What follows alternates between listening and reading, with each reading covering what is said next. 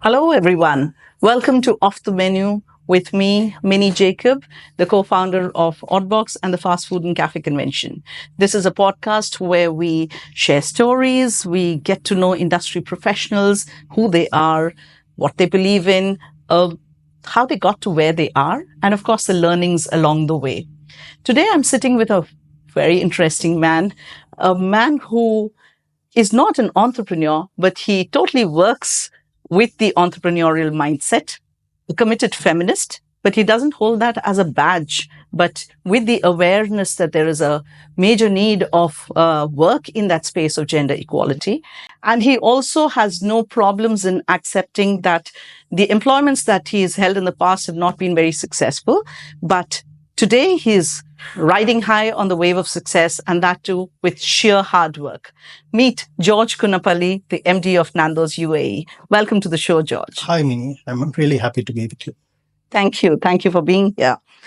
I've heard you say that you don't really believe in the work-life balance, and for you, life is work, and so on and so forth. How doesn't it cause burnout? Like, how do you manage that stress? It depends on who you're talking to. If I'm talking to a colleague and I say I don't understand this work-life balance argument, they have a different take.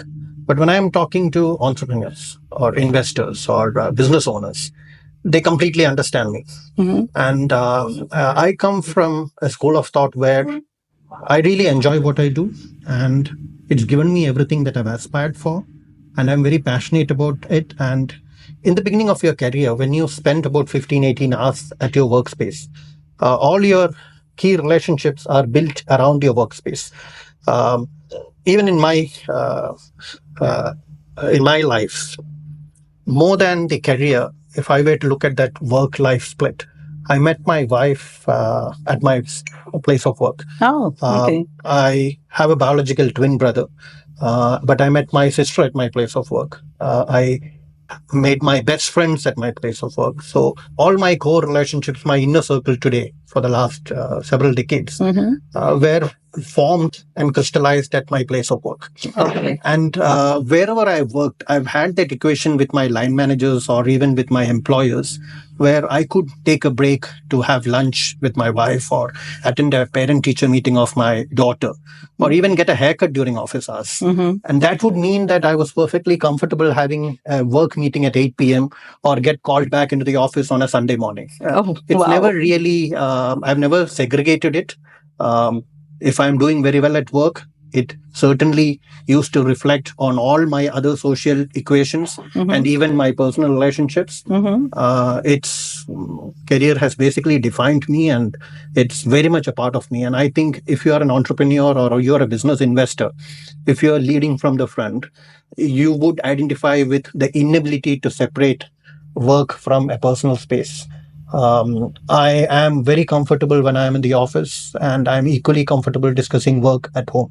Okay. And I share everything that happens at work with my spouse, with my wife, Meeta, and with my siblings. And that's how it's been. And I'm very comfortable in accepting that I don't really have that balance. I'm very happy to look forward to the daily sales report at 2 in the morning. If I wake up, if I wake up at 2 or 3, I invariably look at my mobile phone and go through emails, and I sometimes feel like replying to them. I don't expect that from my colleagues or teammates, but I'm very comfortable replying to an email at 3 in the morning. Okay. Or, there is a WhatsApp message which came in at 11 p.m. Why wait till 8 in the morning? Let's reply at 3 because I just woke up, but let me send it out. Right. And I don't find that abnormal. I don't know. I totally resonate with that, but So, I do something like that. I'm comfortable there. So it works for me. Okay, Yeah, fair and, enough. Some might find that weird, but this is me. But then what about stress? Obviously there'll be stress in workplace, right? And usually when you go back to your life or home, or people take measures to de-stress at home or at, on a vacation and things like that. How do you de-stress? So for me, work stress is, if you're married for 2 decades, okay, I know this is probably not politically right, but marital stress is way beyond any work-related stress you can have. Oh boy. And every Okay. time I talk about stress, Mita tells me, if you can manage me, Then work is a piece of cake. And honestly, if you can manage your spouse and children and your in-laws and your parents, I think work-related stress does is not like go beyond choosing that. between tea or coffee. It's nothing. Oh wow. Okay. So there was a time when you're working in organizations where you feel for the effort that you put in, Mhm. the outcome is not as you had expected. Mm. What we were talking about, Yeah. that not all Yeah. my previous assignments were as successful Mm. as I'd like it to be or as I wanted it to be. That can sometimes take a toll on your personal relationships because it beats your confidence. Yeah. And you're waiting for the next big thing, or you feel you have it in you, but you're not.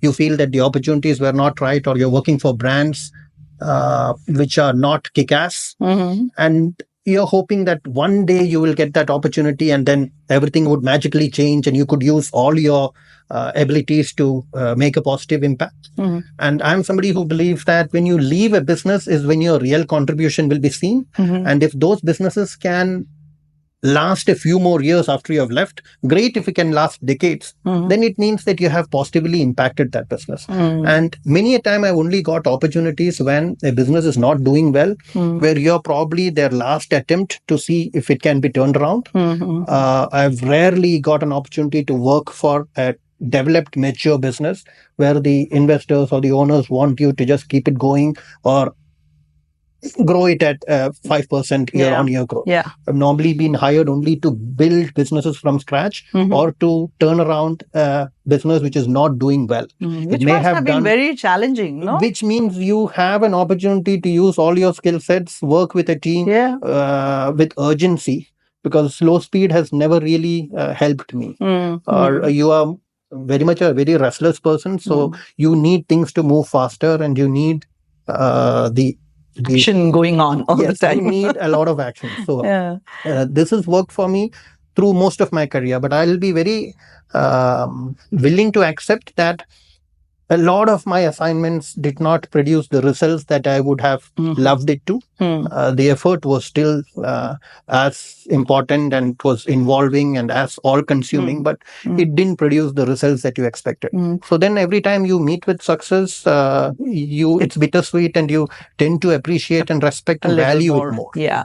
So you talked about effort and outcome, and clearly the effort that you put in has been there, but outcome has not come out. But how do you relate that to your team? Like, what do you say is more important when it comes to what your team is doing? Do you agree that just putting in the effort is good enough for you to, for them to run the business? So if you put in your effort, you would, if you're purely an effort-based person that I'm expected to do ABC and I'll do ABC, you would not see the level of career growth that you all dream to have in your life. Okay, I've always believed that if you exceed expectations is when your career goes places. Your investors or your line managers or even your employers, they understand that your effort was 100% and way beyond expectations, but it probably didn't produce the outcome that we would have all liked. That gives you a far better career graph than I'm expected to come at 9, I have to work till 6, I did it, I went home. If the business is doing great, probably you will also grow with it. But if a business is having challenges, your growth will not be great, because everybody who's above you in the hierarchy and who is more successful than you can identify between people who are time watchers and people who actually are heavily invested in the vision and are passionate about what they do. Right. And I think most of the times employees don't realize that their managers and leaders are smart enough to see that difference. To counter this, obviously, if you're running a business, you have vision, you have the risk-taking appetite, which salaried resources might not have. And I've always said this, that I don't have the risk-taking appetite that my employers had. So I look up to that. I respect that. You could have easily left that money in the bank or invested in mutual funds or real estate, but you still took that money and put it in a business and delegated it to 10, 12 key leadership team members and hired another 500 people, and you're taking all those risks, definitely the rewards are there, but not all businesses are successful. Yeah, that's true. I don't have that risk-taking appetite. So is that why you didn't or haven't become an entrepreneur or don't want to? I don't have it in me to be an entrepreneur, purely because of the inability to take risks. But what I do have is running somebody else's business as if it was my own. Okay. Yeah. That's as far as I've been able to get. Will I be able to overcome that and be an entrepreneur one day? I don't know. But today, I don't have it in me. Fair enough. I mean, everybody is not meant to be. Otherwise, who will run the business? Who will be able to work? So I'm very happy where I am. I get these opportunities. I work with some really fabulous people, and their growth stories and their vision and their ability to build something from scratch is mind-boggling, is something that I look up to. Wonderful. Someday, probably, I will be able to join that group, but I don't see that happening today. Okay, fair enough. Yeah. How do you integrate your personal values into, running the business? How do you do that? So personal values, we are all looking towards the same objectives, right? If you are a reasonable person, you want to study hard, you want to make your parents proud, you want to start working, you want to build a family, you want to buy a home, you want to save for a rainy day, you want to put your kids through school, build them a safety net, have integrity, be respected, appreciated. So normally you would meet people in your work life or even in your personal space with almost the same values, because if you're moving in a certain circle, like if I'm looking at my team today, all of us have almost the same values. I can talk to any of my colleagues and they'll say, yes, I agree. This is exactly my dream. I want to buy a home. I want to save for my kids. I want to look after my wife and kids. It's all the same. So values are almost universal. Okay. Now, organizational objectives. Now, I'm somebody who believes that any business should primarily make money. A business is run to be profitable. Now, if you're profitable, socially responsible, and it's a scalable, sustainable business, then you can take better care of your employees than if you are not making money.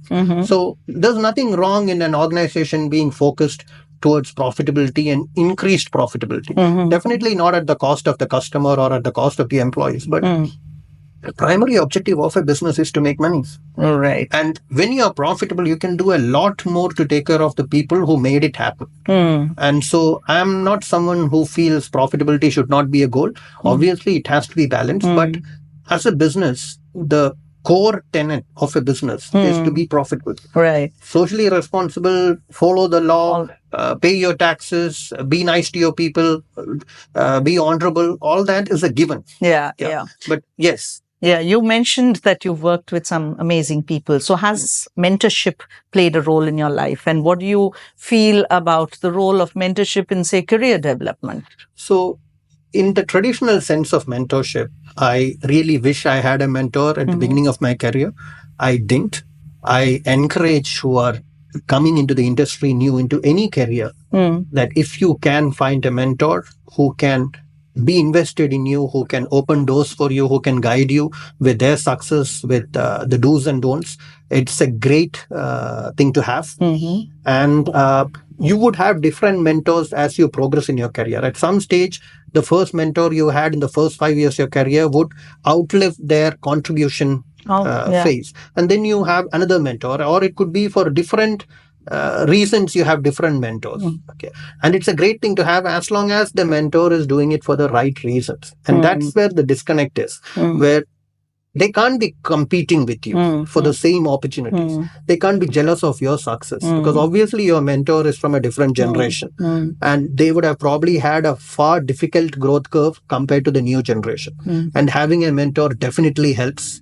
And at some stage you become family. So as long as you are able to keep those professional and personal spaces separate, mentorship is great. Now for me, all my employers, I've directly reported to most of my employers and they've been super successful business leaders. So their growth stories, how they started, naturally they open up when you are their key resource. They open up, they let you into their personal space and their challenges and how they overcome their setbacks and how they grew so big and successful. So for me, that has been mentorship. And wherever my personal values have not aligned with an organization, I've moved out. I've done that more than once in my career, where you join an organization and some way down the line you realize that some of those core objectives are not aligned with your personal values, and then you move out. And that is the flexibility a career professional has. That when something doesn't align, you can always move out. Of course, yeah. And I've done that. Yeah.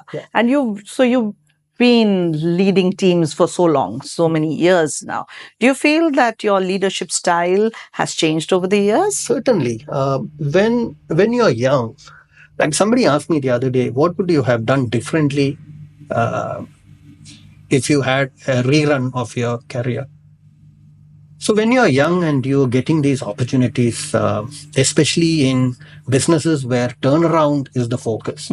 So few things that happen when you have a turnaround mandate is you get a lot of latitude because the business is not doing well and it's losing money. So you have a relationship with your ownership or your line manager who says, George, just get it done. I want these numbers to be turned around. You have an total freedom. So you tend to go about it in a pretty brutal fashion because when you're young, you tend to believe that you're the smartest in the room, and worse, you're the only smart one in the room. And by the time you have crossed a decade or two in your career, you realize that you may be smart, but there are way smarter people in the room because the team you lead are subject matter experts, whether it's marketing or supply chain or people or IT or projects.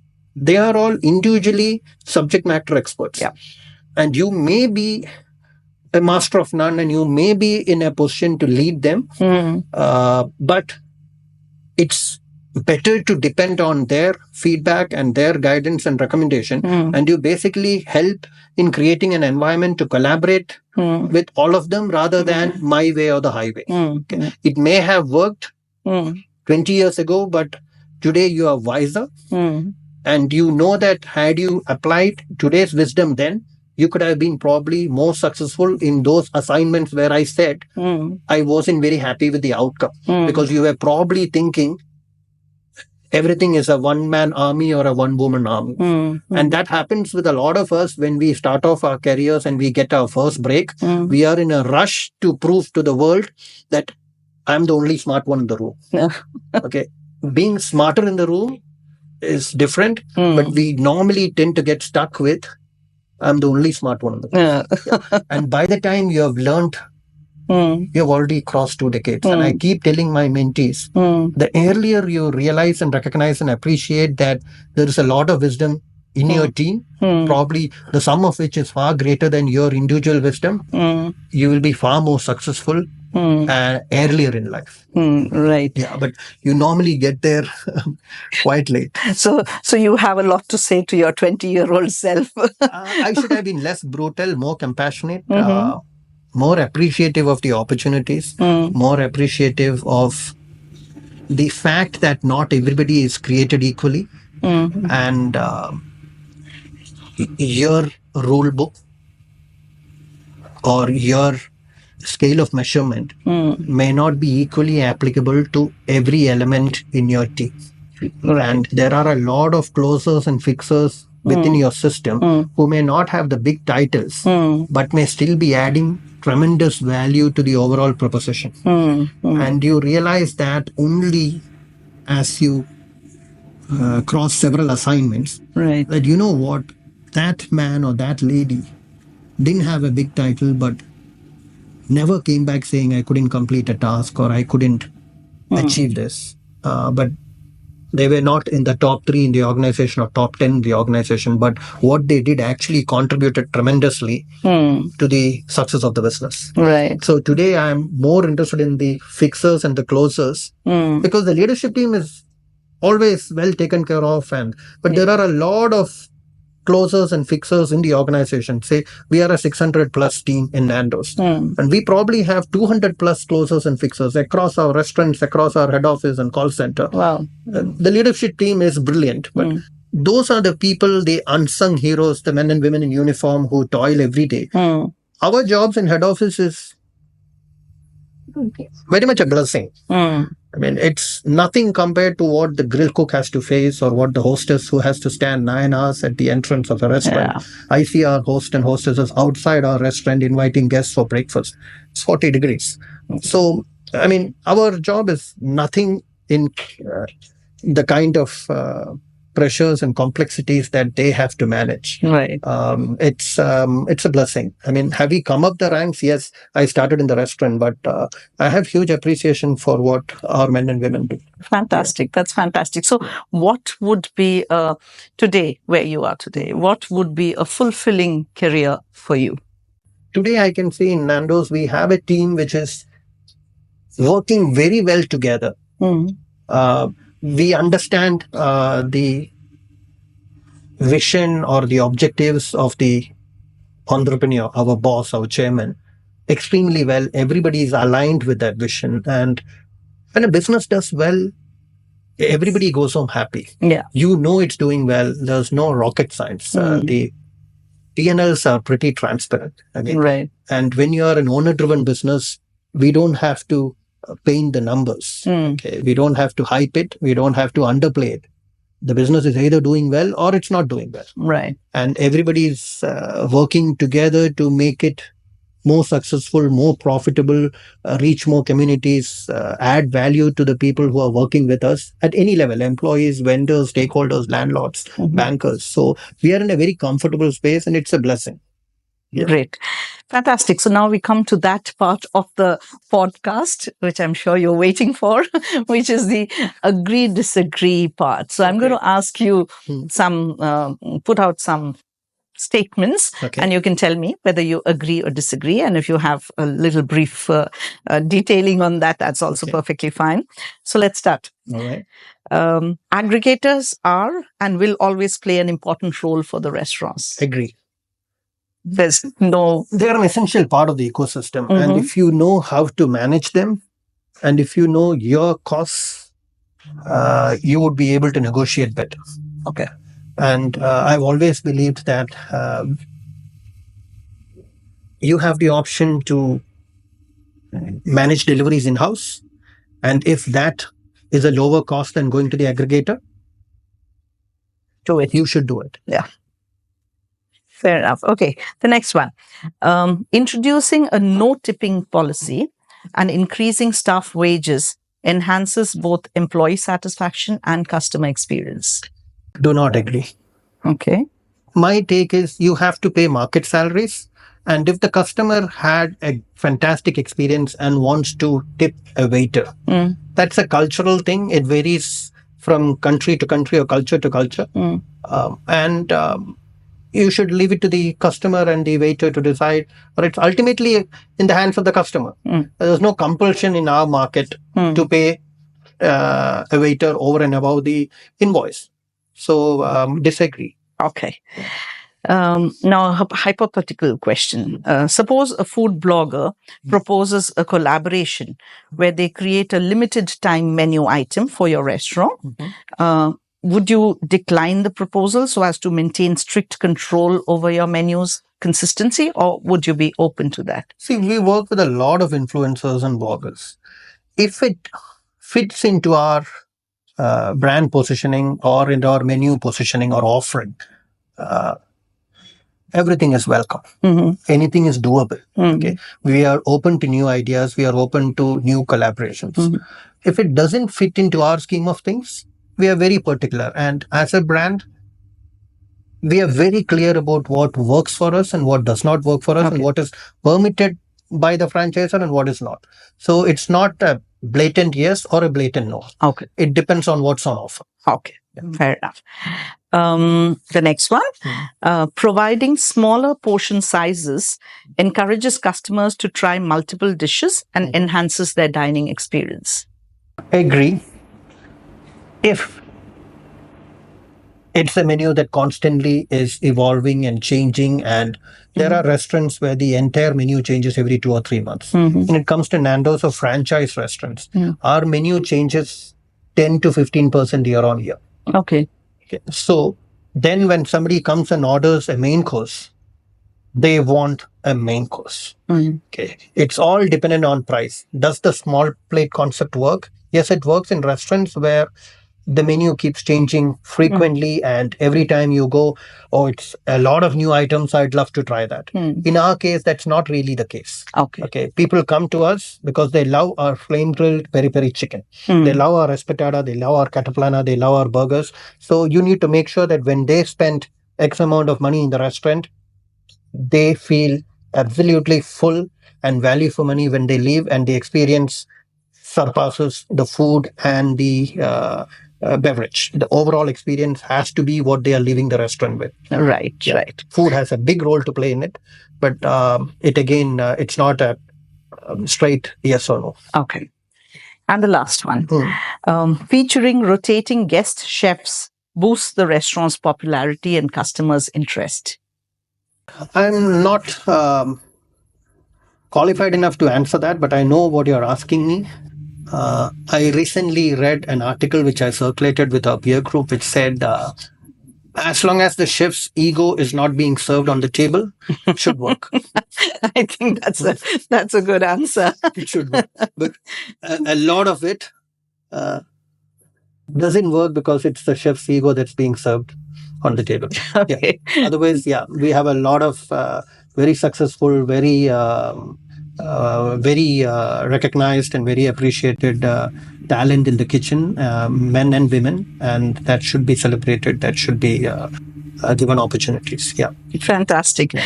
Thank you so much, George, for being here, for, getting, it was wonderful getting to know you a little better. And thank you for taking time out. Thank you so much. Thank you. I really loved it. And with that, we sign off on Off the Menu with George Kunnappally. Thank you.